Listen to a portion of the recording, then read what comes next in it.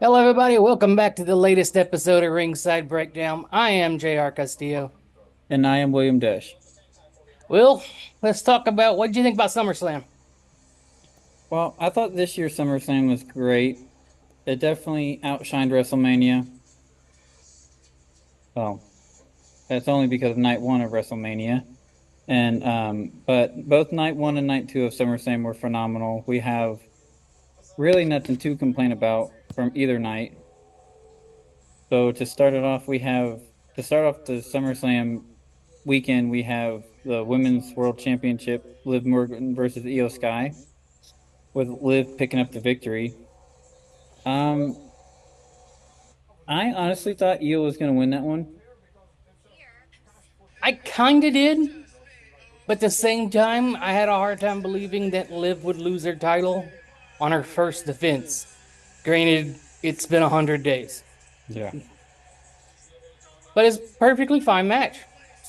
In Yeah, fact, it was a great match to start off with. It was a nice competitive match. Judgment Day got involved. I mean, everybody knew that was going to happen, but it was a good match, really good match. yeah. I feel like though with them keeping Liv with the title right now, it's just they're setting up a betrayal from Raquel Rodriguez. I feel like because she went for the title but didn't quite get it, but I feel like she's gonna still have like a bit of resentment left from towards Liv because of that for her winning the championship and not her. Yeah, I think one of those trio of the women in Judgment Day have to break out. I would rather it be Roxanne Perez. I think she sort of deserves her time to shine in the spotlight. Uh, I think Raquel's getting her moment as the Intercontinental Champion. She should be a world champion. She will be a world champion. But and Liv is a main star. She doesn't. It doesn't really matter what Liv does. Roxanne sort of needs that moment to sort of shine out on her own. Well, and I feel like if they would have had the women's U.S. title and the women's IC title around when Liv first came into the business, yeah, she would have started off as one of, Yeah, mid card champion. But the women didn't have mid card championships when Liv came onto the scene. So I think when, Liv Morgan is your perfect example of when Money in the Bank works right. yeah, It propelled her into that next level of stardom, and then she got a chance to run with the ball and she took it. I mean, sometimes when you get the ball, even if it's not going to be a long, mini carries, just do what you can with those carries. yeah, They gave Liv a chance and she ran with it, and she's turned it into she's the it girl of WWE. oh yeah. When she first started, I can't remember what group she was. There was like three different Right. women's group that started around the same time she came into the scene. But I was always a kind of a fan of hers because like the way she performed in the ring and stuff. I was like, well, she's got it. Yeah. It's just her voice is what gets me, She does have especially a when she does the it's a squealy all. voice. Um. So yeah. So with that being the best, not the best match, but like a good match to start off with, I feel like we will be seeing EO versus Liv again sometime soon for round three. I believe at some point, I think Raw sort of put the dick, where we're going with the women's world title. Yeah. But I don't know where that leaves EO. But I mean, EO maybe depending on what's happening on SmackDown, EO may find her way over that way. Well, I mean, EO could take like a page out of some of the old champions books, like how like they'll be champion and then like they'll want to go down to mid card just to kind of give other people a chance to be main eventers. Yeah, Because EO's already been there, done that. yeah, So if she wanted to, she could jump down to mid card and just snag one of them titles and let yeah, someone else come up for a little bit and then come back like we see so many people do. yeah. EO's fine wherever they do with her. She'll be fine. I mean, EO's great. Whatever you put her, EO will have success. Yeah. Um, Speaking of finding success, I have written down here a triple threat. not a triple threat. It was a six-man tag. I got confused on that, but the jumping into the six-man tag, talking about how Io's becoming a mega star and becoming, big. Solo Sikoa in the six-man tag, man, Yeah, he's coming into his own. I'm glad they haven't put him back in the bloodline yet. yeah. Well, having Solo is getting a chance to really show off his personality. Oh yeah. And you're getting to see like a more fun side, and Solo's killing it week after week. Solo is killing it on the mic, in the ring. I mean, he's gonna hit that spot right now that we're start looking at Solo is where can we put a title on Solo? What title can we get on Solo right now? They're leaving Solo for right now. Yeah, and it's perfect. He shouldn't be back with the Bloodline. I Let the Bloodline do what the Bloodline's doing. When he first came on the scene, introduced in the bloodline, I was like, okay, this is cool. We're starting to see more of the family. And then when that whole entire thing ended, when Roman Reigns lost his title and the bloodline fell apart and Solo picked up the pieces, then he just became like an arrogant little punk Yeah, about it. It's like they didn't know how to play him. And then like out of nowhere, the MFTs got away from Solo, and now he's just doing his own thing, and like you said, coming into his own character and showing his more um solo side, yeah, and not just an enforcer. He's being more energetic, like we see so many of like the Samoan wrestlers do. Every Samoan wrestler has that charisma in the ring. yeah. But yeah, I like seeing Solo get the chance to branch out and get to display a little bit more than just being the tough guy. He's Yeah. always just been the tough guy, but having that extra bit of character to do nothing but help his career.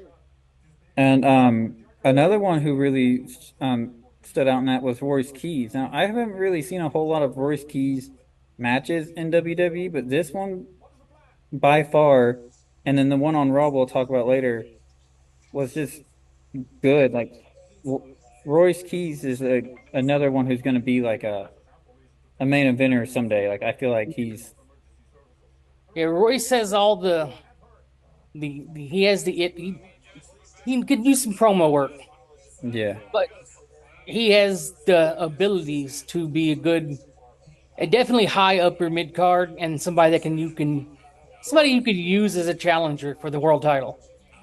I don't know if he's going to be a world champion, but you can definitely use him as a challenger, somewhere in there a couple times as a different person to get a chance. Yeah. Now, one of the talking points I had on this match was the way that LA Knight was reacting to Solo towards the end of that match. Like it's kind of like, yeah, he trusted him, but like he didn't want to, but he only had to. Yeah. But like, do you think that like their feud is now done and they're kind of going to be like on the same page a little bit, or do you think that it's just going to kick off something else between those two later on? I think they're probably done for now. Uh, it looks like LA Knight is going back up that Roman tree. Some people just like getting knocked down over and over, I guess. No. Meanwhile, SmackDown's just there for the taking. Yeah. But again, it was another really good match. It was Oh, another really good match that did exactly what it was supposed to do.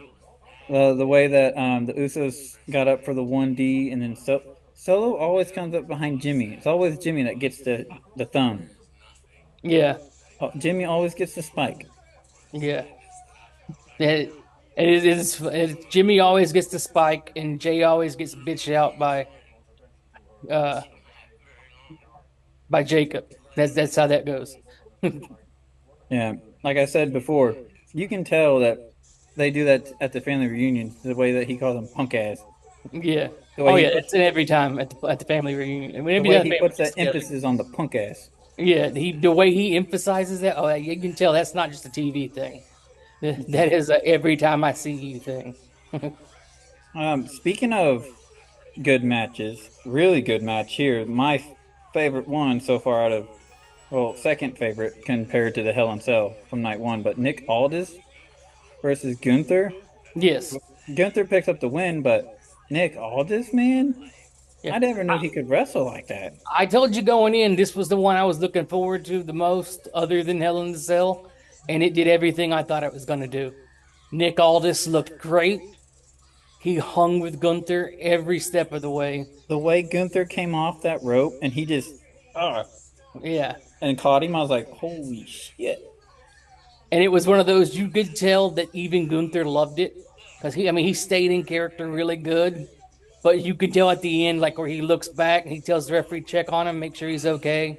Yeah. You could tell Gunther really appreciated that type of match. Oh yeah, did you hear what he said afterwards? He goes, "Ah, that was a lot Yeah, tougher than I thought it was gonna be." His hair is yeah, all a mess, he's panting. I was like, "Yeah, you went through a fucking fight." yeah. That was if that's the only time that Nick Aldis gets to wrestle in WWE, then it was everything you can imagine it to be. I thought it was funny. It's like they put him on leave from being general manager. He fought, and then next night he's like, "Oh, I'm manager again." I'm like, Yeah. only Nick Aldis. Well, Um, that was on the post show for night one where Triple H gave him his job back.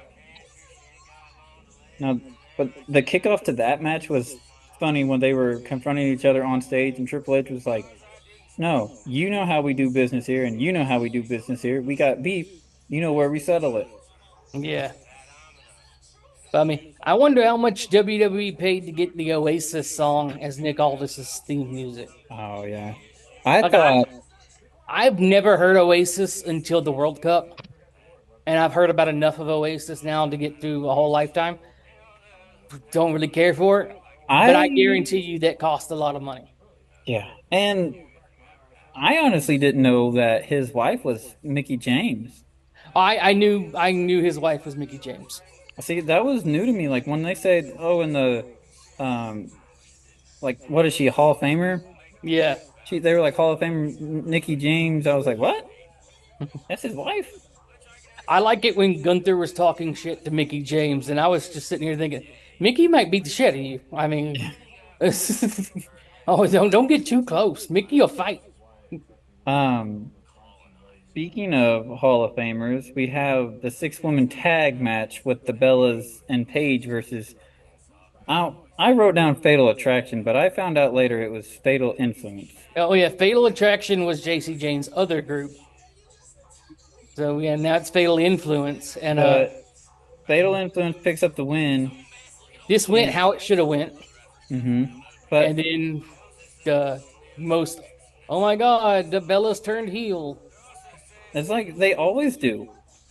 Yeah, it's like at this point, you deserve it if you get turned on heel by the Bellas because it's at the same point to where it's like where Kevin Owens, if you're Kevin Owens' best friend, you sort of deserve what happens to you. Yeah. Like if you team up with the Bellas, you deserve to get turned on because they turn on everybody. That's Yeah, what they do. like they They can't just come always back turn and on people. be good guys. Like why they always gotta be bad guys?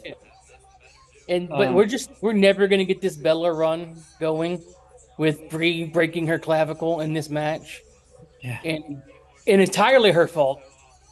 It was entirely her. I mean, I don't know what the hell was going through Bree's mind, but knowing that JC was about to do the cannonball, why Bree put her arm up like this on the steel steps, I don't know.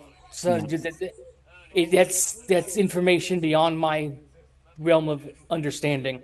But Now, don't get me wrong, the Bellas are a good team and they're good wrestlers. It's just that sometimes you have it when you come back and sometimes you don't. And I feel like with the Bellas, they don't. Like they this had their feels cursed almost at this point. yeah, what happened? They piss off Danhausen backstage or something? I don't know. I don't know, but also the heel turn doesn't make sense. They tried their best on SmackDown to sort of recover this, but like in the middle of the heel turn, Nikki was like, "You don't ever take my spot again." It's like, "Oh, bitch, you gave her the spot." Yeah, she had no choice. You were broken. I mean, that was the promo she cut at WrestleMania. It was like, I found someone to take my place. You gave her the spot. She didn't come and take it. You Yeah. told her, like, hey, will you do this? So like that made no sense. They're like where she was like, "You can't take my spot." It's like, well, bitch, you gave her the spot. And on SmackDown, they tried their best to sort of like weave in and out, and like goes because Paige is the one that lost. It's like Paige was also the one that won it. Yeah. Just like Joe for two on this. But so I yeah, we're gonna get Paige and Nikki Bella in the battle of the women with the rebuilt necks. yeah. And if I feel like if it continues to get she gets teamed up on by the Bellas, I mean the only other person I can think of she can bring in to help her is AJ Lee because of Yeah. the history that they have. Well, I kind of thought that's what that was gonna go. It was gonna be, Paige is gonna go get AJ, and they'd be AJ and Paige versus the Bellas because that all makes sense. Well, now Bree's out for at least 3 months minimum. So I mean, we're not gonna get Paige and Nikki for 3 months. God, tell me we're not getting Paige and Nikki for 3 months. Yeah. And tell me that they're not gonna drag that out for 3 months. Yeah. They no, I was shocked when they turned on her. Like I knew that they were probably going to lose the tag titles, but or the match, but I didn't expect them to turn on because I thought, they fooled me too. Every time they come back, they fool me. I'm like, oh, what did they Yes, change? They're here to have fun. And next thing you know, bam. but again, it's the right people won the match. Fatal Influence got the win. They need the win. It's big time for them. Uh, could have gone without the heel turn, but I mean, at this point, we should have just expected it. Yes. But I mean, it was a good match. It was a good match. All even Brie broke her clavicle and still went another 7, 8 minutes with a Yeah. broken clavicle. she she Um, she tried. the well, yeah, speaking of returning legends and Hall of Famers, the WWE Championship match between Cody Rhodes and CM Punk. CM Punk picks up the victory, but we had a very interesting surprise return during that match. Yes, we had Randy Orton. The Legend Killer is back. He's still pissed off at Cody Rhodes, which okay, I like it. CM Punk wins. I like it. It was a really good match. I like it. There's a lot to like here. Yeah. I I really liked it whenever the camera zoomed in on Randy and he was just like and then ducked Yeah, out. yeah, that was so odd. It's like he knew. It's like okay, but it's also Whitey Wink. Yeah. Um uh, That so was the return I was expecting the most at SummerSlam. yeah. That was I the return I expected. I was expecting some returns, but I couldn't pinpoint who was all going to be returning and who wasn't. The return I didn't expect, we'll get to in a minute. Yeah. But that return, I was fully expecting Randy to be back. I kind of figured Randy would be involved in how this match ended. Had no problem with the way this match went. It was a great match. And I just want to take in a minute to apologize to the audience if I seem a little lopsided. My little 6-month-old baby is not asleep and I am feeding her. But I did like how CM Punk. See, there was a theme going on with this night. How all the good guys were supposed to be in red and all the bad guys supposed to be in black. But then CM Punk comes out in the same color trunks that Cody Rhodes debuted in. It That was a was little bit of mixture. I don't know how much that was involved in it and how much of it was homage to Minnesota. yeah. The North Stars used to wear those Yeah, colors. that's what the reason behind the trunks were, but I did I think it just sort of hit at the same time. It yeah. was Cody Rhodes sort of played as a nice little. It all connected, but uh, one And thing I then will say about WWE needs to stop doing with these events is these earlier start times on outdoor events and events with glass roofs because it really looks lame when a lot of these matches happen in daylight yeah. when it looks much better at night. Oh yeah.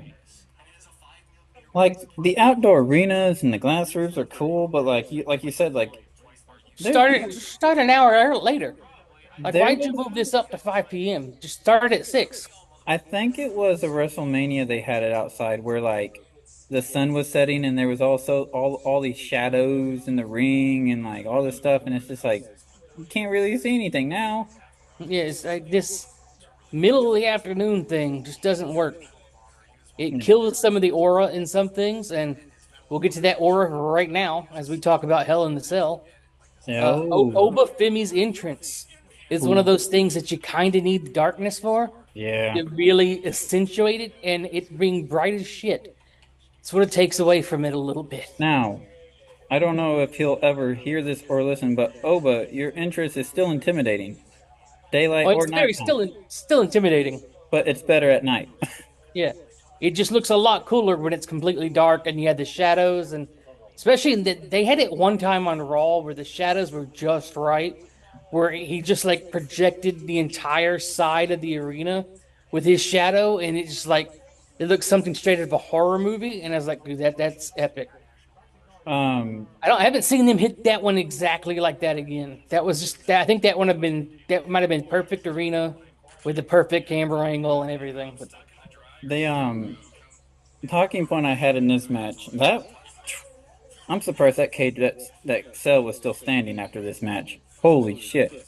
The the fact that Brock Lesnar tore up the ring always seems to be a thing with Brock Lesnar at SummerSlam for some reason. Always likes to tear the ring up didn't at like his ring. SummerSlam.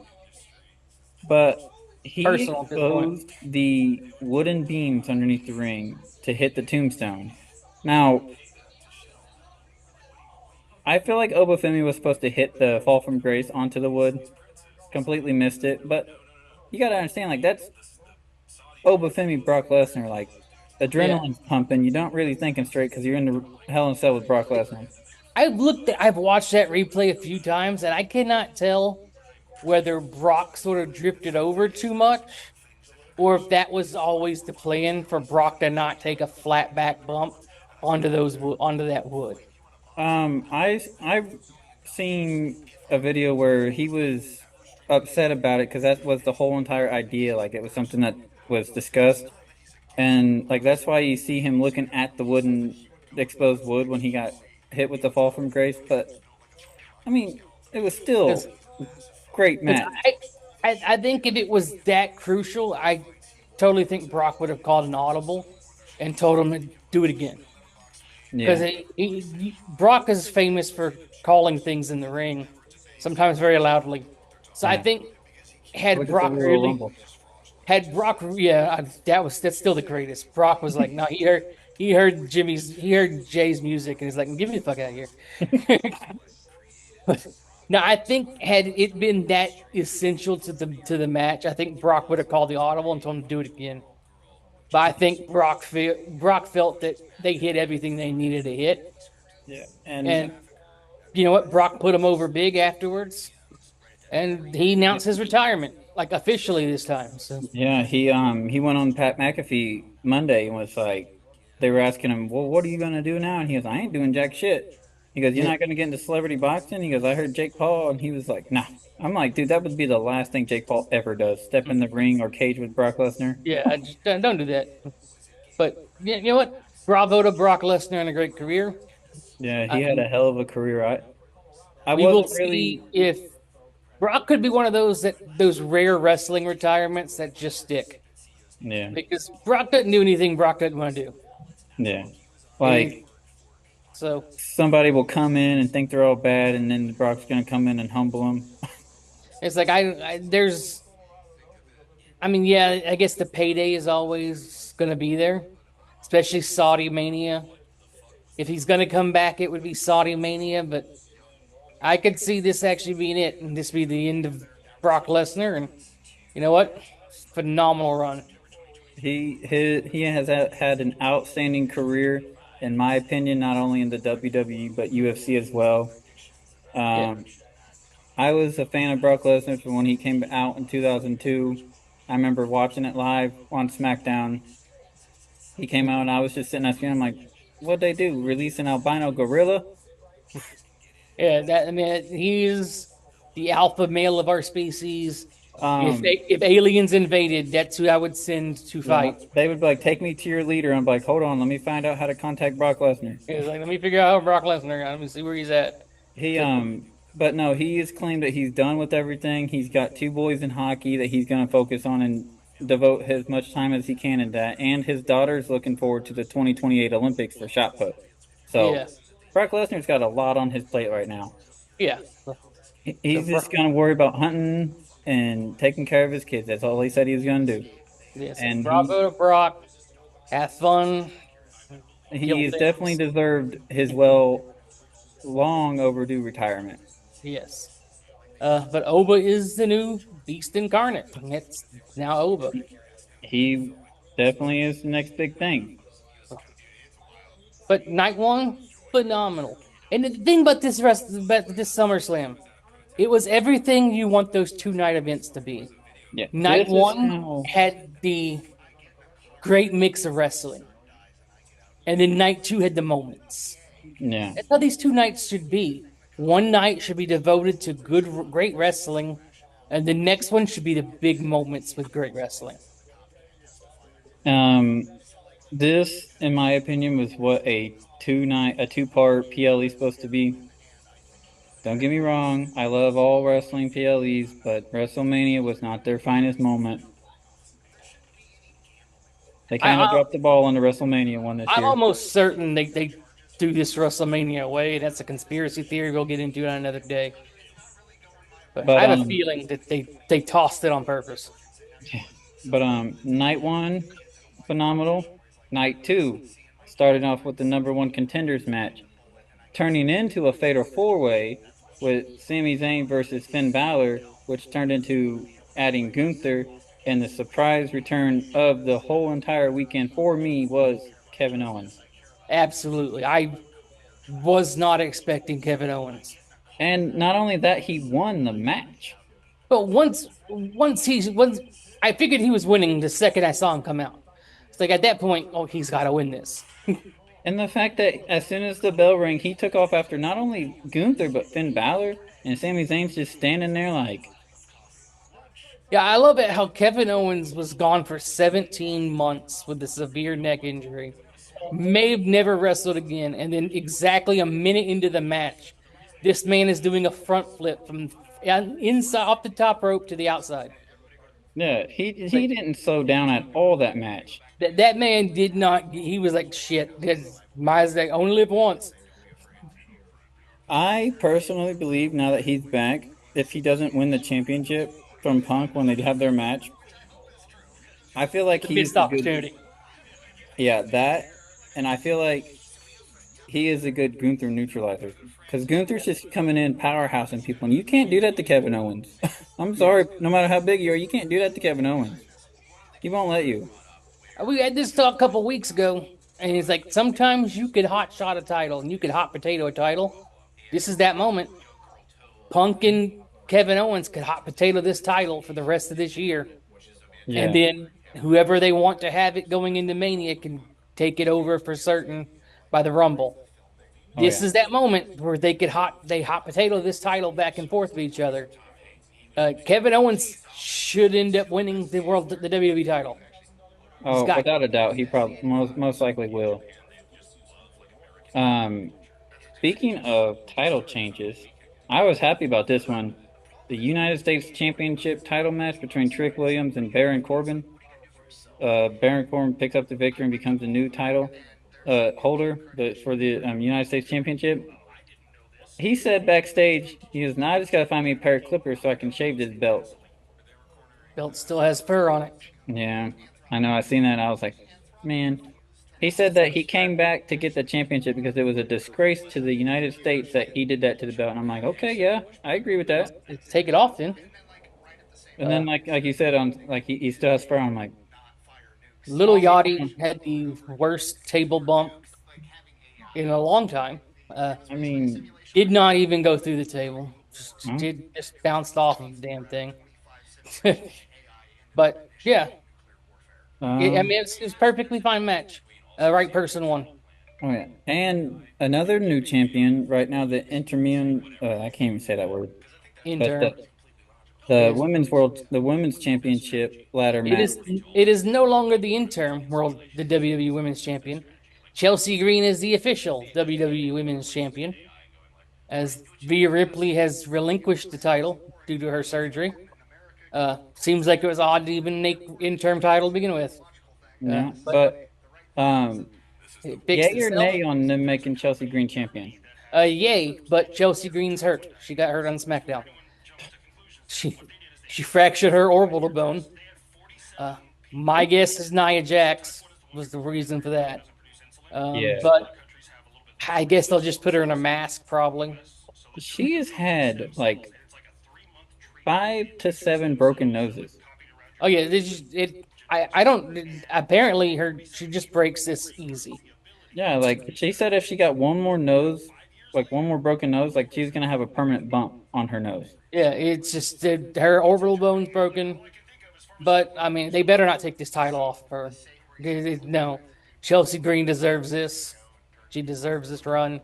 Let her have her moment. Figure out a way to It not is. have her lose the belt. It is cool to see that her friend Tiffany, that's how they're friends now, is that last year they were in like the same position that they are now, but just flip flop. Like Tiffany was Yeah, the women's champion and she was United States champion, and now like I have never seen a more perfect pairing of two people that have never been partners before. yeah. Tiffany Stratton and Chelsea Green should be a tag team. That is the absolute perfect pairing. Well, you were talking about, yeah, I really wish they would become like if they didn't have championships, they could become like a great tag team. Like, which I'm sure that will eventually end up happening once they both lose their Absolutely, they titles. got to. But speaking of moments, I was kind of excited for this one. Human Money's on a pole match. Human money's on a Dominic pole. Mysterio versus Danhausen, with Danhausen picking up the victory. And not only that is there wasn't even real money in the bag. Yeah, yeah. Wait, there There was a bunch of $1 bills, but then a bunch of Danehausen monies. Uh, Michael Cole was so excited, and Wade yeah, Barrett was like, "This isn't even real tender."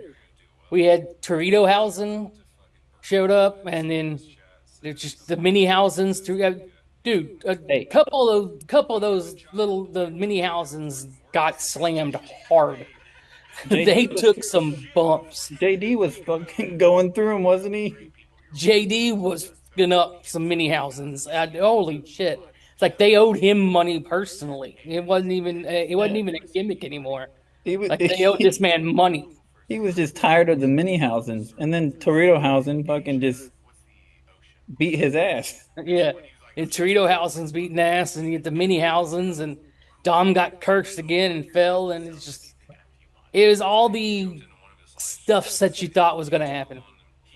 And then yeah, it just seemed like Dominic Mysterio wasn't really excited about being there. Like the whole I thing, Yeah, I think Dominic was about done with this storyline. like he just, I feel like he's about done with just not the Danhausen thing, but like where he's at. Like he's been with the Judgment Day since Rhea was in the Judgment Day, and now he's just kind of like he wants. You could tell he wants to go do his own thing because he hit the look on his face was just not very. Yeah, He didn't. It looked like I he didn't want to be there on Sunday.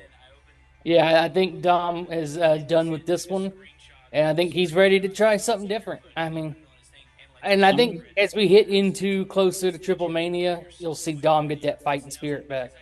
I honestly like Dominic Mysterio as not only just a person because like I remember watching the whole entire feud between Reg and Eddie in the ladder match and the custody battle. I remember watching all that live and watching that story begin and all that stuff and getting to see Dominic kind of grow up in the business and he was a good baby face. It's just he was really green, and when he became a heel, he got his feet under him. Now that he's got his feet, I feel like we can go back to that baby face Dom Yeah, eventually. yeah, I think they're one big moment away from a babyface Dom run, and it's gonna hit like crack to a lot of people. Yeah. Um, Speaking of, you were talking about AAA, and that I completely just forgot the Triple Mania, but a superstar who really is popular in AAA, Penta put his Intercontinental Championship up against Chad Gable, with Yep. Chad Gable picking up the win. About Uh, time. Yeah, it's one of those the most obvious outcome of the entire weekend Yeah. was Chad Gable winning this match, and it still hit all the moments. Yeah, It's a it was phenomenal wrestling match, and it still hit the moments. like we all knew it was gonna happen, but it was still a shock. Like I was like, he did it. He finally did it. Yeah, it was a great Um, match, and then nice technical match. It was beautiful. the way Penta snatched the championship, I was like, uh-oh. And then like he put it around his waist and congratulated him. I was like, okay, because Yeah, I wasn't like Penta. I was like, uh-oh, Penta going heel. it But was a great match. yeah, that was phenomenal. I like the way Chad going from Shorty G all the way Yeah, up to where he's at now is just phenomenal character build up.